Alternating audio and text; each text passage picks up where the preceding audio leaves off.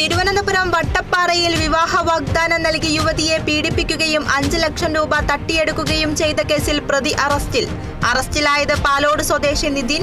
സമൂഹമാധ്യമം വഴി 2018 പ്രതി യുവതിയെ പരിചയപ്പെട്ടത്. കൊല്ലം ശാസ്താംകോട്ടയിൽ ഓടിക്കൊണ്ടിരുന്ന ഓമ്നി വാനിന് തീപിടിച്ചു. ഡ്രൈവർ വാഹനം നിർത്തി പുറത്തിറങ്ങിയതിനാൽ വലിയ അപകടം ഒഴിവായി. ലേസർ ആൻജിയോപ്ലാസ്റ്റി സംവിധാനവുമായി പത്തനംതിട്ട പരുമല ആശുപത്രി. ലോക ഹൃദയ ദിനാഘോഷത്തിന്റെ ഭാഗമായി സംഘടിപ്പിച്ച ചടങ്ങ് മുൻ പ്രതിപക്ഷ നേതാവ് രമേശ് ചെന്നിത്തല ഉദ്ഘാടനം ചെയ്തു. PCWF മലപ്പുറം തവനൂർ പഞ്ചായത്ത് അംഗത്വ വിതരണവും തയ്യൽ പരിശീലന കേന്ദ്രത്തിന്റെ ഉദ്ഘാടനവും നടന്നു. ആദ്യ മെമ്പർഷിപ്പ് വിതരണം സുലൈമാൻ ഹാജി മൂച്ചിങ്ങലിന് നൽകിക്കൊണ്ട് പൊന്നാനി മഖ്ദൂം MP മുത്തുക്കോയ തങ്ങൾ നിർവഹിച്ചു. തൃശൂർ പെരുവല്ലൂർ NSS കരയോഗം വാർഷിക പൊതുയോഗവും കുടുംബ സംഗമവും സംഘടിപ്പിച്ചു. NSS Chavakkad taluk union president K Gopalan master ഉദ്ഘാടനം ചെയ്തു.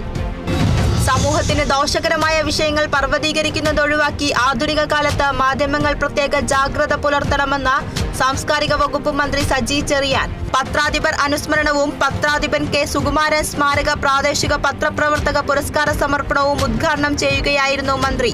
പരിപാടി സംഘടിപ്പിച്ചത് SNDP യോഗം മാന്നാർ യൂണിയനും കേരള കൗമുദിയും സംയുക്തമായി. വിമർശനാത്മകമായ കാര്യങ്ങൾ സാമൂഹ്യമായ ഇടപെടലിന് ആവശ്യമായ തരത്തിൽ നമ്മൾ ഉന്നയിക്കുമ്പോൾ തന്നെ നമ്മൾ ഉന്നയിക്കുന്ന പ്രശ്നങ്ങൾ സമൂഹത്തെ എങ്ങനെ ബാധിക്കുന്നു എന്ന കാര്യം കൂടി മാധ്യമപ്രവർത്തകർ എപ്പോഴും വിലയിരുത്തണം.